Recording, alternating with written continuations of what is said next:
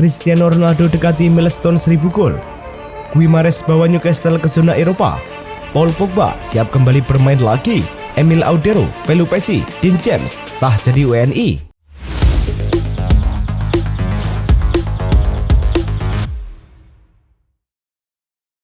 Halo Soccer Mania, kembali lagi di Blessing Soccer News. Kali ini kami sudah siapkan berita-berita terbaru seputar dunia sepak bola. Tentunya untuk kalian semua, selamat menyaksikan.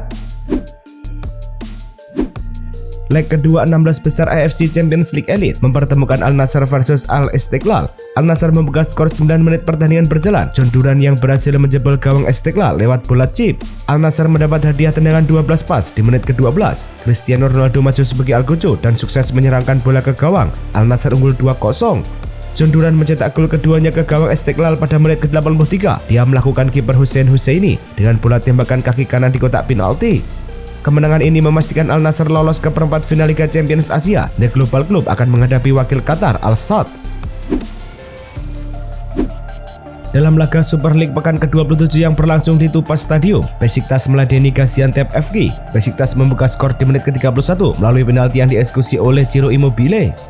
Di babak kedua, Gaziantep FC berhasil menyamakan kedudukan di menit ke-61 berkat gol kepala dari Arda Gizilda. Pertandingan kembali seimbang 1-1. Pada menit ke-87, Furkan Soyal mencetak gol yang membawa Gaziantep FC berbalik unggul 2-1. Gol ini menjadi penentu kemenangan bagi tim tamu. Dengan hasil ini, Besiktas tetap berada di posisi kelima klasemen dengan 41 poin. Sementara Gaziantep FC kini mengumpulkan 30 poin dan berada di posisi ke-12. Lazio melawan Udinese pada pertandingan berlangsung di Stadion Olimpico. Dalam laga Serie A, Udinese membuka skor di menit ke-20 melalui Florian Thauvin setelah melakukan serangan balik cepat. Lazio tidak butuh waktu lama untuk merespon. Di menit ke-30, Alessio Romagnoli menyamakan kedudukan dengan sundulan setelah memanfaatkan situasi dari tendangan sudut. Dengan hasil imbang ini, Lazio tetap berada di posisi kelima klasemen Serie A dengan 51 poin. Udinese di sisi lain tetap berada di posisi ke-10 dengan 40 poin. Newcastle United versus West Ham United dalam laga Premier League berlangsung di London Stadium. West Ham memulai pertandingan dengan baik dan hampir mencetak gol di detik-detik awal laga. Gol tunggal dalam pertandingan ini dicetak oleh Bruno Guimaraes di menit ke-62. Setelah menerima umpan dari Harvey Barnes, Guimaraes berhasil menyundul bola masuk ke gawang. Dengan hasil ini, Newcastle kini berada di posisi ke-6 klasemen Premier League dengan 47 poin. Sementara itu West Ham tetap di posisi ke-16 dengan 33 poin. Cristiano Ronaldo kini hanya butuh 73 gol lagi untuk mencapai milestone yang luar biasa, yaitu 1000 gol dalam karirnya. Dengan rasio gol yang mencapai 0,73, Ronaldo diprediksi bisa mencapainya dalam 100 pertandingan ke depan. Meskipun sudah berusia 40 tahun, performa Ronaldo di lapangan tetap mengesankan, menunjukkan bahwa usia hanyalah angka baginya. Sejak berusia 30 tahun, ia berhasil mencetak 464 gol dalam 550 pertandingan, lebih tajam daripada dirinya sebelum berusia 30 tahun yang mencetak 463 gol dalam 718 pertandingan. Bayern Munchen harus menghadapi Bayer Leverkusen tanpa kehadiran Alexander Pavlovic dalam leg kedua babak 16 besar Liga Champions yang akan berlangsung pada 11 Maret 2025. Pemain muda berusia 20 tahun ini terpaksa absen karena infeksi yang terus mengganggu kesehatannya dan sebelumnya sudah tidak ikut dalam sesi latihan terakhir tim. Kehilangan Pavlovic menjadi tambahan masalah bagi pelatih Vincent Kompany yang juga tidak bisa memainkan Kapten Manuel Neuer yang mengalami cedera otot betis pada leg pertama. Bayer Leverkusen baru saja mengumumkan kabar buruk bagi para penggemar mereka, yaitu Florian Wirtz akan absen selama beberapa minggu akibat cedera pergelangan kaki. Cedera ini terjadi saat pertandingan Bundesliga melawan Werder Bremen, di mana Wirtz terpaksa meninggalkan lapangan setelah hanya 14 menit bermain di babak kedua. Hasil pemeriksaan medis menunjukkan bahwa ia mengalami kerusakan pada ligamen medial di pergelangan kaki kanannya, yang membuatnya tidak bisa tampil di beberapa pertandingan penting mendatang, termasuk leg kedua babak 16 besar Liga Champions melawan Bayern Munchen. Borussia Dortmund lagi serius banget buat ngasih kontrak baru ke Nico Schlotterbeck. Menurut laporan dari Ruhr Nachrichten, Schlotterbeck yang saat ini terikat kontrak sampai 2027 bakal ditawarkan perpanjangan kontrak jangka panjang. Klub asal Jerman ini pengen memastikan bahwa Schlotterbeck tetap jadi bagian dari tim mereka untuk waktu yang lebih lama. Mereka bahkan siap menjadikannya salah satu pemain dengan gaji tertinggi di skuad sebagai bentuk penghargaan atas performanya yang mengesankan. Musim ini, dia udah tampil sebanyak 34 kali dan menyumbangkan 4 assist di semua kompetisi. Niko Kovac saat ini terikat kontrak hingga tahun 2026. Namun, ada kemungkinan dia akan meninggalkan klub musim panas ini jika target-target yang ditetapkan tidak tercapai. Meskipun tidak ada opsi dari pihak klub untuk memutuskan kontrak lebih awal, BVB harus membayar kompensasi jika harus memecat Kovac. Menariknya, ada klausul khusus dalam kontraknya yang menyatakan bahwa jika BVB gagal lolos ke kompetisi Eropa, Kovac berhak mendapatkan 50% dari gaji pokoknya sebagai pesangon. Ini bisa menjadi pertimbangan penting bagi manajemen klub dalam mengambil keputusan terkait masa depan pelatih berusia 53 tahun ini. Robert Lewandowski baru-baru ini menolak tawaran menggiurkan dari klub Arab Saudi yang menawarkan gaji fantastis. Meskipun tawaran tersebut bisa dibilang sangat menggiurkan, Lewandowski lebih memilih untuk tetap berkomitmen kepada Barcelona. Menurut laporan dari Barca Blaugranes, agen Lewandowski menegaskan bahwa pemain asal Polandia ini tidak tertarik untuk pindah dan akan menyelesaikan kontraknya yang berlaku hingga 2026. Lewandowski telah menunjukkan performa yang sangat mengesankan di La Liga, mencetak lebih dari 30 gol musim ini dan menjadi salah satu pencetak gol terbanyak. Barcelona saat ini lagi dalam posisi yang tenang terkait perpanjangan kontrak Wojciech Szczesny, kiper asal Polandia yang tampil gemilang di musim ini. Menurut laporan dari Fabrizio Romano, pihak klub berencana untuk mengadakan pembicaraan dengan Szczesny dalam beberapa minggu atau bulan ke depan. Meskipun begitu, manajemen Blaugrana tidak merasa terburu-buru untuk menyelesaikan kesepakatan ini. Mereka sangat puas dengan performa Szczesny yang sudah mencatatkan 8 clean sheet dari 14 penampilan dan memberikan waktu bagi sang kiper untuk memikirkan masa depannya di klub ini. Barcelona saat ini sedang berupaya untuk menjadwalkan ulang pertandingan La Liga melawan Osasuna yang sempat ditunda. Pertandingan ini awalnya dijadwalkan berlangsung pada 8 Maret, namun harus ditunda karena meninggalnya dokter tim, Charles Minaro Garcia. Menurut laporan dari Barcelona, setelah jeda internasional yang berlangsung dari 17 hingga 25 Maret, ada kemungkinan pertandingan ini akan diadakan pada 27 Maret, tepatnya pada hari Kamis. Jika jadwal ini terwujud, Barcelona akan menghadapi 2 pertandingan dalam 4 hari, termasuk melawan Girona pada 30 Maret. Real Madrid baru saja meraih kemenangan tipis 2-1 atas Rayo Vallecano dan kini bersiap menghadapi rival sekota Atletico Madrid dalam laga leg kedua Liga Champions yang akan digelar di Metropolitano.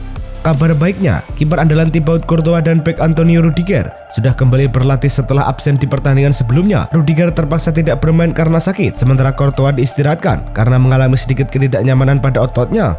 Dengan kembalinya kedua pemain ini, pelatih Carlo Ancelotti lebih tenang dalam menyusun strategi untuk menghadapi tim asuhan Diego Simeone. Eduardo Camavinga kini berada di persimpangan jalan terkait masa depannya. Menurut laporan dari Sky Sports Jerman, Manchester City tengah memantau situasi Camavinga dengan serius dan menjadikannya salah satu target utama untuk jendela transfer musim panas 2025. Meskipun kontraknya di Madrid masih berlaku hingga 2029, performa Camavinga yang tidak konsisten belakangan ini membuatnya ragu untuk bertahan di Santiago Bernabeu. Dia telah tampil dalam 25 pertandingan musim ini, mencetak 1 gol dan memberikan 2 assist, namun masih merasa belum sepenuhnya diandalkan oleh pelatih Carlo Ancelotti. Piotr Zielinski, gelandang Inter Milan, harus menghadapi kenyataan pahit setelah mengalami cedera betis saat pertandingan melawan Monza yang berakhir dengan kemenangan 3-2 untuk timnya. Setelah masuk sebagai pemain pengganti, Zielinski hanya mampu bermain selama beberapa menit sebelum terjatuh dan memegang betis kanannya. Hasil pemeriksaan medis menunjukkan bahwa ia mengalami strain pada otot gastrocnemius medial di kaki kanannya yang diperkirakan akan membuatnya absen selama sekitar 45 hari. Cedera ini juga berdampak pada tim nasional Polandia, di mana Zielinski diperkirakan akan melewatkan kualifikasi Piala Dunia yang dijadwalkan bulan ini. Juventus baru saja mengalami kekalahan yang bikin malu saat melawan Atalanta, dan hal ini bikin banyak orang bertanya-tanya tentang masa depan pelatih Thiago Motta. Kekalahan ini membuat banyak penggemar khawatir ketika peluang tim untuk lolos ke Liga Champions pada musim 2025-2026 mendatang. Menurut laporan dari Tutto Juve, direktur sepak bola Juventus Cristiano Giuntoli sudah menghubungi mantan pemain Igor Tudor yang saat ini sedang menganggur. Ini menunjukkan bahwa posisi Motta semakin tidak aman dan keputusan tentang masa depannya di klub diharapkan segera Ruben Loftus-Cheek akhirnya menunjukkan tanda-tanda kebangkitan setelah berjuang melawan masalah cedera otot. Menurut laporan terbaru, Loftus-Cheek sudah siap untuk kembali memperkuat timnya di pertandingan akhir pekan ini melawan Como di San Siro. Sejak awal tahun 2025, pemain asal Inggris ini hanya tampil sebentar dalam laga Super Cup melawan Inter, sehingga kembalinya dia diharapkan bisa memberikan dampak positif bagi lini tengah Milan yang membutuhkan variasi dalam rotasi pemain. Kembalinya Loftus-Cheek menjadi angin segar bagi pelatih Sergio Conceição yang kini memiliki lebih banyak opsi untuk mengatur strategi di sisa musim ini. Michail Antonio baru saja kembali ke London Stadium dengan sambutan yang sangat emosional setelah mengalami kecelakaan mobil yang hampir merenggut nyawanya 3 bulan lalu. Dengan pertandingan melawan Newcastle, Antonio disambut dengan tepuk tangan meriah dari para penggemar yang memenuhi stadion. Pemain berusia 34 tahun ini yang merupakan pencetak gol terbanyak sepanjang masa di Premier League untuk West Ham tidak bisa menahan air mata saat menerima penghormatan dari para pendukungnya. Kecelakaan yang terjadi pada bulan Desember lalu mengakibatkan patah kaki dan memaksanya menjalani operasi. Mohamed Salah baru saja dinyatakan sebagai PFI Fans Player of the Month untuk bulan Februari. Dalam sebulan terakhir, Salah menunjukkan performa yang sangat mengesankan dengan mencetak 6 gol dan memberikan 4 assist dalam 6 pertandingan Premier League. Berkat kontribusinya yang luar biasa, Liverpool berhasil meraih 4 kemenangan dan 2 hasil imbang, menjaga posisi mereka di papan atas klasemen. Saat ini, Salah memimpin daftar pencetak gol terbanyak dengan total 27 gol di musim ini dan juga menjadi yang teratas dalam hal assist dengan 17. Liverpool baru saja mengumumkan kesepakatan multi tahun dengan Adidas yang akan dimulai pada musim depan, menggantikan Nike sebagai produsen perlengkapan resmi mereka. Kesepakatan ini dilaporkan bernilai lebih dari 60 juta pound sterling per tahun dan akan berlangsung selama 5 tahun. Ini adalah momen yang sangat dinantikan, mengingat Liverpool sebelumnya telah menjalin kerjasama dengan Adidas dari tahun 1985 hingga 1996 dan lagi dari 2006 hingga 2012. Ini jadi langkah besar bagi Liverpool yang tentunya berharap bisa memanfaatkan brand Adidas untuk meningkatkan penjualan merchandise dan memperkuat citra klub di mata penggemar. Setelah menjalani masa larangan doping yang bikin banyak orang penasaran, Paul Pogba akhirnya siap kembali ke lapangan hijau. Larangan yang awalnya 4 tahun itu berhasil dipangkas menjadi 18 bulan oleh Pengadilan Arbitrase Olahraga CIS dan sekarang dia bisa kembali bermain mulai 11 Maret 2025. Pogba yang sebelumnya terpaksa menepi akibat positif tes doping, kini bersemangat untuk memulai babak baru dalam karirnya. Dia mengungkapkan bahwa pengalaman ini adalah mimpi buruk yang akhirnya berakhir dan dia siap untuk membuktikan kemampuannya di klub baru. Stade Rennais sedang mempertimbangkan untuk melakukan renovasi besar-besaran di stadion mereka, Roazhon Park. Dalam sebuah wawancara, Ketua klub Alban Gregot mengungkapkan bahwa rencana awal untuk membangun stadion baru terpaksa dibatalkan karena penolakan dari pemerintah kota Rennes. Sebagai gantinya, mereka berencana untuk memperluas dan merenovasi stadion yang sudah ada dengan kapasitas hingga 40.000 penonton.